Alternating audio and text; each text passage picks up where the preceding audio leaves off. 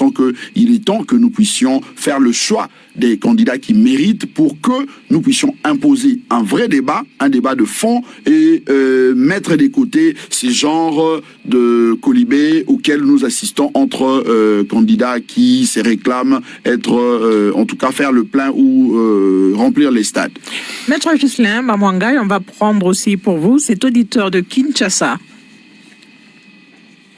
Chilombo, à quelques jours des élections, les propositions des candidats présidentiels concernant la bonne gouvernance, la justice et la lutte contre la corruption varient souvent.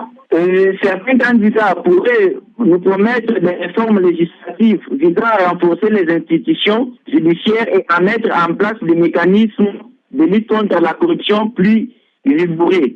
D'autres pourraient insister sur la transparence dans la gestion des fonds publics et la création d'un indépendant chargé de superviser les activités gouvernementales pour limiter les pratiques corrompues. Il est crucial d'examiner attentivement les délais de chaque plan proposé pour évaluer leur faisabilité et leur pertinence par rapport aux défis spécifiques du pays en matière de gouvernance et de lutte contre la corruption. Parce qu'en RDC, il semblerait que la notion d'évaluer ce qui se dit dans le discours, dans les lois, cette notion-là semble être oubliée et ignorée par la population. C'est ainsi, si la population évaluait ce que les candidats présidents nous disent dans leur propagande, ça sera une bonne solution pour trouver qui élire et qui dirigera le Congo ici demain. Alors, vous allez nous excuser pour la qualité de la ligne de cet auditeur. Brièvement, un mot par rapport à ce qu'ils pensent de la bonne gouvernance, des propositions des différents candidats sur la bonne gouvernance. Merci pour la question. En fait, les discours aujourd'hui sont beaucoup plus personnalisés parce que, en fait, notre classe politique nous a habitués à parler beaucoup plus des intérêts personnels, privés, que de l'État, que du Congo, que de l'intérêt du Congolais. Voilà pourquoi on trouve des discours vides, ce qui n'est pas le cas de Madame Marie-Josée Foucault, qui a une doctrine politique propre qu'elle a appelée la rupture du système de prédation par la combolisation pour la renaissance de la RDC et qui est suivi d'un programme réellement dont elle a fait la diffusion il n'y a pas très longtemps.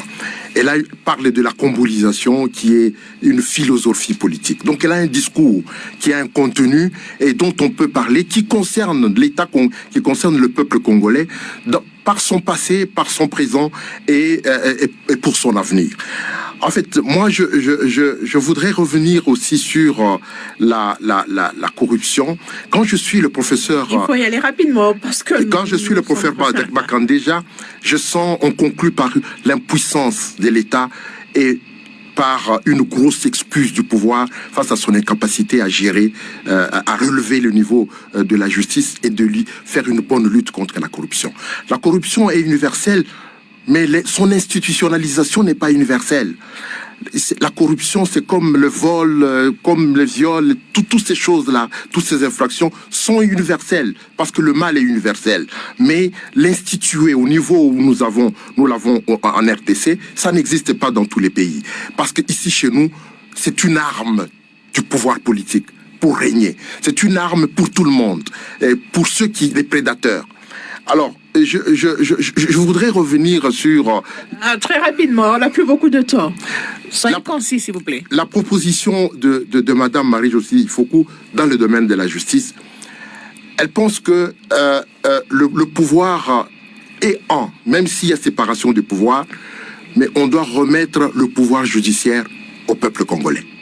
De la même manière qu'il désigne le président de la République chef de l'exécutif, les députés pour le pouvoir législatif, les juges, du moins pour les chefs d'office, devaient être élus par le peuple congolais. On devait assurer un contrôle de la manière de rendre la justice par la désignation et au cours du fonctionnement de la justice.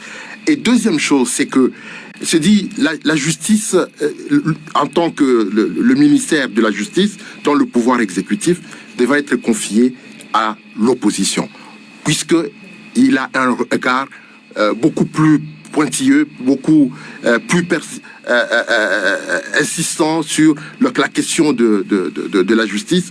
Généralement, l'opposition, qu'on lui confie l'administration au niveau exécutif de la justice. Voilà. Professeur, on va prendre cette dernière